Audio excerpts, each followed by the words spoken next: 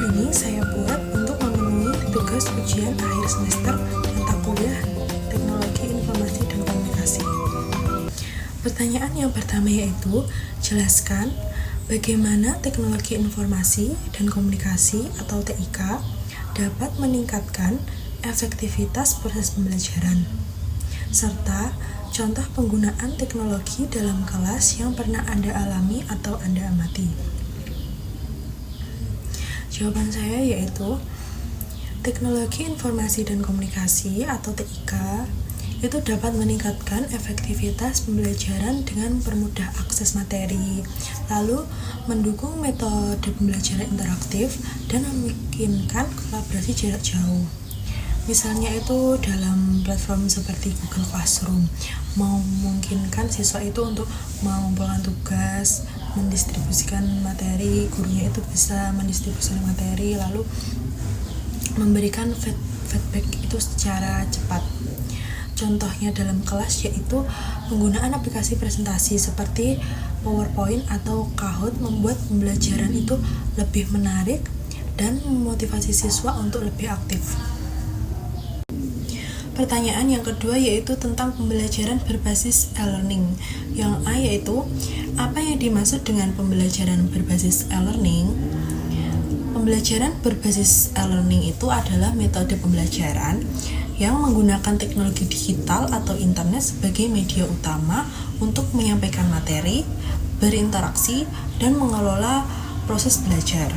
E-learning itu memungkinkan peserta belajar kapan saja dan di mana saja melalui platform seperti Learning Management System atau LMS, video konferensi atau aplikasi pembelajaran online. Yang B yaitu sebutkan 3 kelebihan dan 3 kekurangan pembelajaran berbasis e-learning dalam konteks pendidikan tinggi. Kelebihan pembelajaran berbasis e-learning yang pertama yaitu fleksibel waktu dan tempat. Mahasiswa itu dapat belajar kapan saja dan dari mana saja. Yang kedua yaitu akses ke sumber belajar yang luas. Materi dapat berupa video, e-book, forum diskusi yang tersedia secara online. Yang ketiga yaitu efisien biaya. Mengurangi biaya transportasi dan kebutuhan fisik seperti buku cetak. Lalu yang kedua yaitu kekurangan pembelajaran berbasis e-learning. Kekurangannya itu berupa keterbatasan interaksi langsung. Jadi kurangnya kontak fisik dapat mengurangi diskusi spontan dan hubungan personal.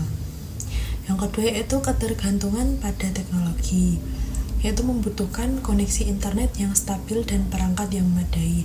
Tanpa adanya koneksi internet stabil itu susah gitu, dan perangkatnya itu harus mendukung dan memadai.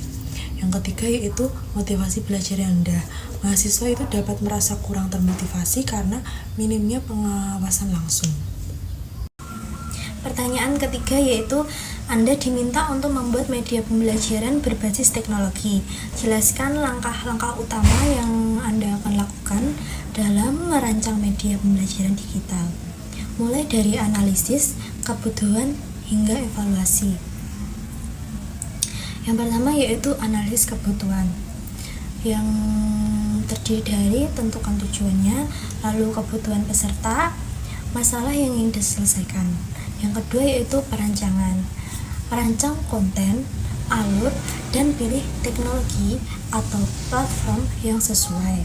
Yang ketiga yaitu pengembangan, buat konten dengan software yang mendukung elemen interaktif. Yang keempat, implementasi, uji coba lalu terapkan kepada pengguna. Yang terakhir yaitu evaluasi, kumpulkan feedback dan revisi untuk perbaikan. Pertanyaan keempat yaitu sebutkan 5 aplikasi atau perangkat lunak yang dapat digunakan dalam proses pembelajaran, serta jelaskan fungsi utama dari setiap aplikasi tersebut dan berikan contoh penerapannya.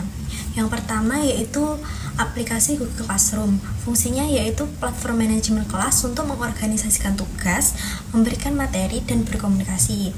Contohnya, dosen mengunggah modul dan memberikan tugas yang dapat langsung dinilai. Yang kedua yaitu aplikasi Zoom. Fungsi aplikasi ini yaitu aplikasi video konferensi untuk pembelajaran jarak jauh. Contohnya saat kuliah daring dengan fitur presentasi layar dan sesi diskusi. Yang ketiga, Kahoot. Fungsinya yaitu platform pembelajaran berbasis kuis interaktif untuk evaluasi atau penguatan materi. Contohnya menggunakan kuis real time untuk menguji pemahaman mahasiswa. Yang keempat, aplikasi Canva.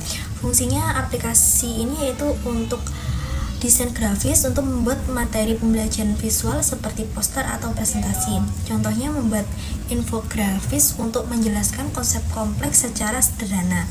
Yang kelima yaitu Moodle. Fungsinya Learning Management System untuk mengelola kursus daring, penilaian, dan diskusi. Contohnya membuat forum diskusi dan mengunggah tugas untuk kelas online. Sekian jawaban dari saya. Terima kasih. Wassalamualaikum warahmatullahi wabarakatuh.